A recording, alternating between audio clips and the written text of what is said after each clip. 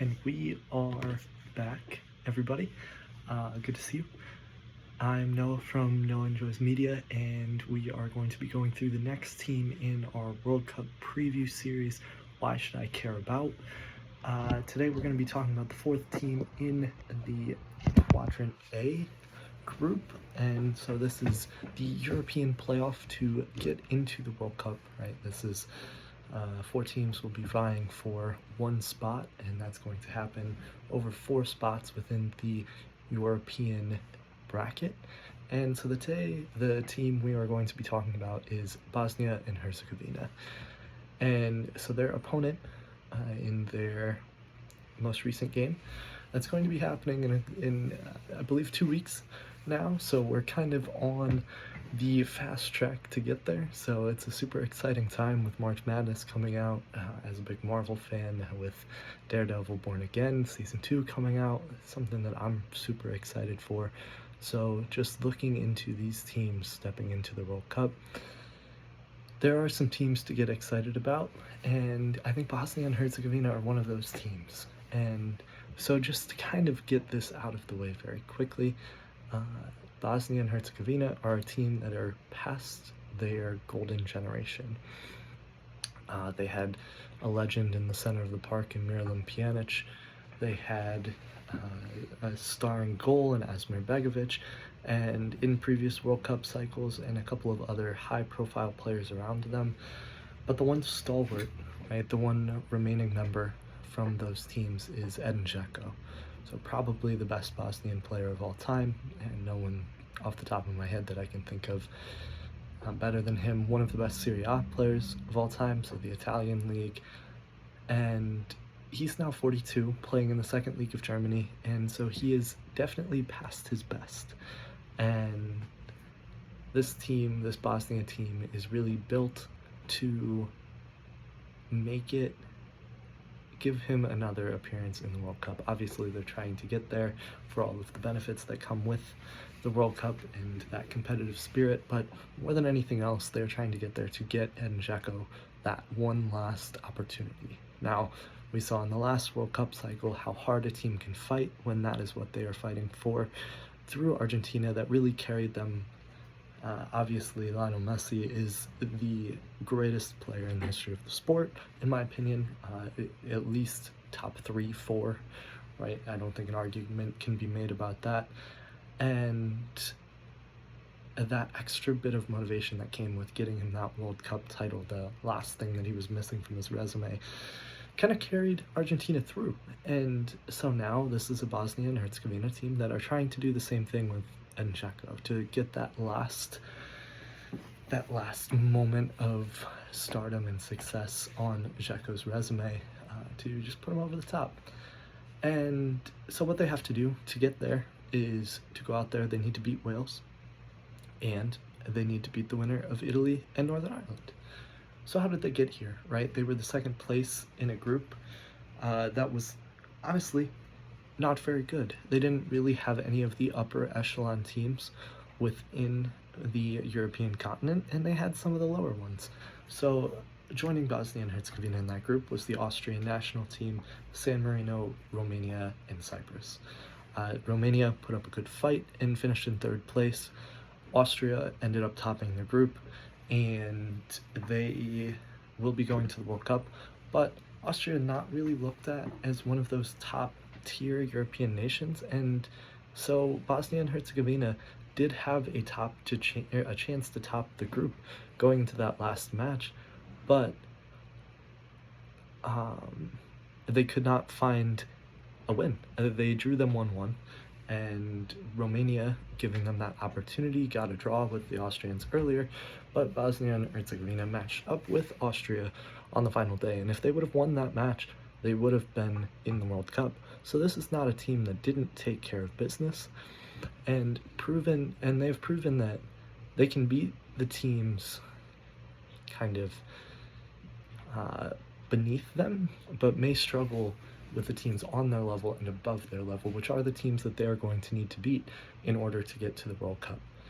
So kind of looking at more recent tournament play, Bosnia and Herzegovina did not qualify for the 2024 Euros, They lost in the qualification round to Ukraine, but this was not because of their group performance. They got in because of their Nations League performance, where they beat up on lower teams. And in that Euros qualification group, they were below teams like Iceland and Luxembourg, who will not be going to the World Cup and are not expected to, and honestly aren't even on the level talent-wise of, or expectation-wise, of Bosnia and Herzegovina at this point. And in the Nations League, they really didn't fare much better, as that would have been the 2022 Nations League, so we're a few years removed from, the 2023 Nations League. We're a few years removed from that. They were in Nations League A, so the upper echelon of the European rankings, and they got smashed. They really showed that they didn't belong there anymore, and it's kind of a testament to the fact that their golden generation is over, because they went and got smashed 7-0 by Germany.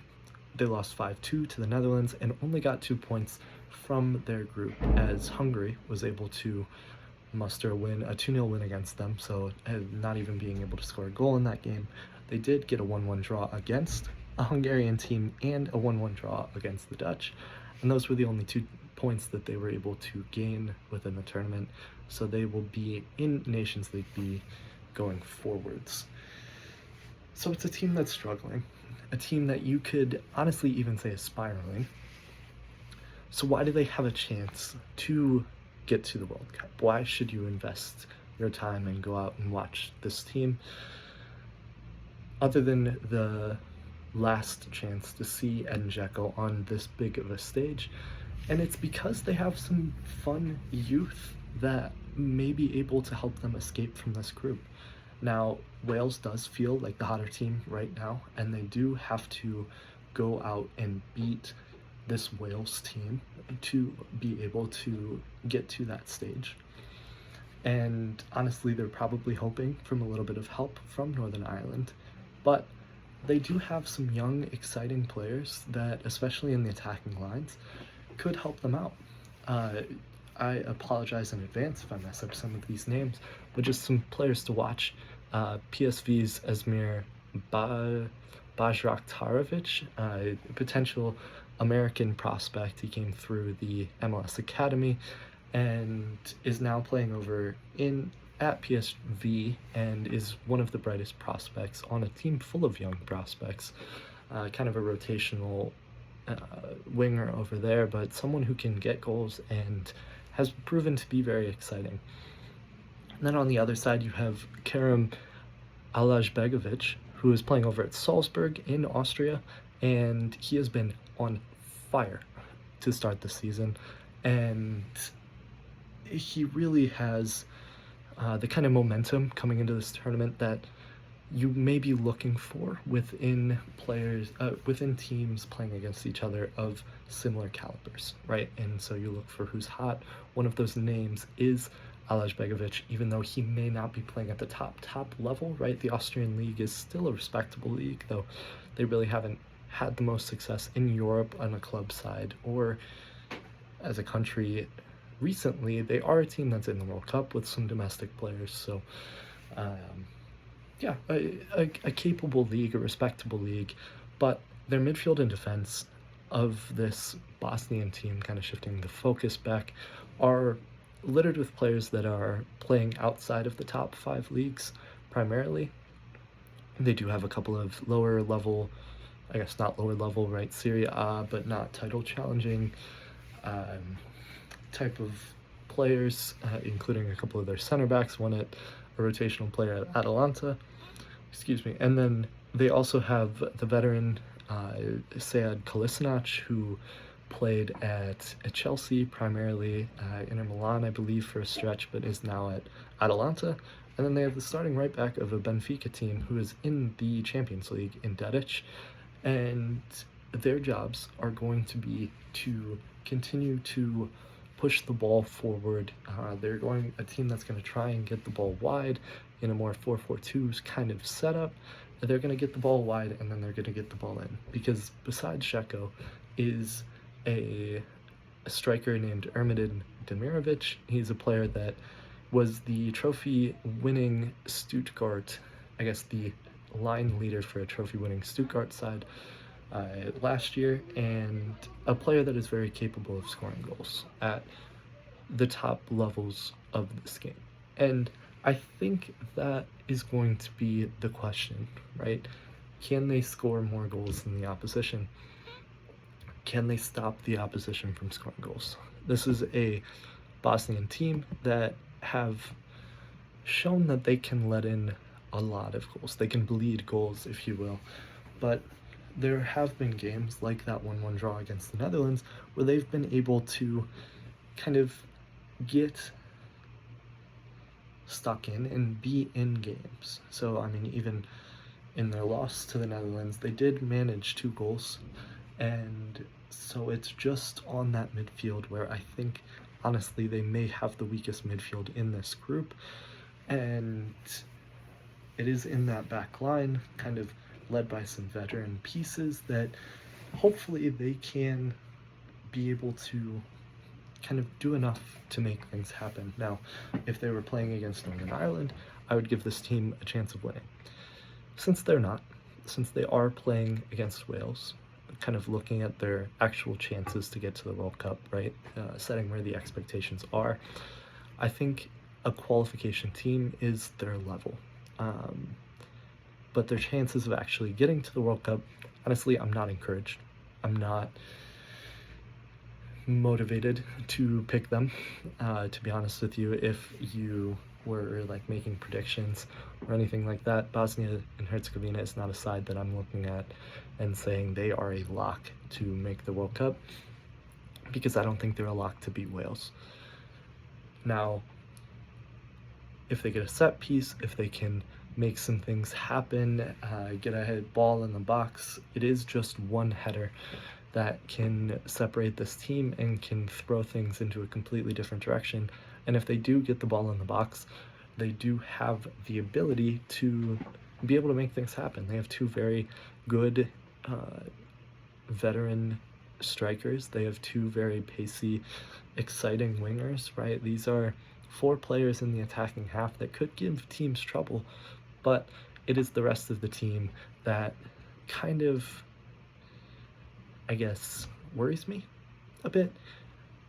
But, I mean, with a player like Edin Dzeko, with a grit and a fight that some of these players may bring to these matches, I wouldn't be mad at you picking them, but it's something that maybe they could go out there and shock some teams, but it would be a shock if they made it to that next level. And excuse me, I have a hiccup that I just swallowed. And it is really in that fact that I would say it is just in watching the greatness of Dzeko that would motivate me to care about this team, as I have obviously no ties to the nation. If you do have ties, support your team in any way, but just for people that are looking for a game to throw on, I think they can be competitive.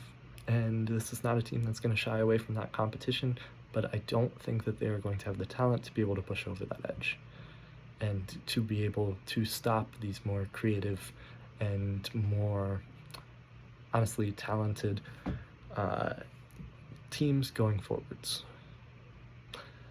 And really, I do believe in miracles, so I do give it a possibility, but that is all for this group. That is all for this Bosnian team.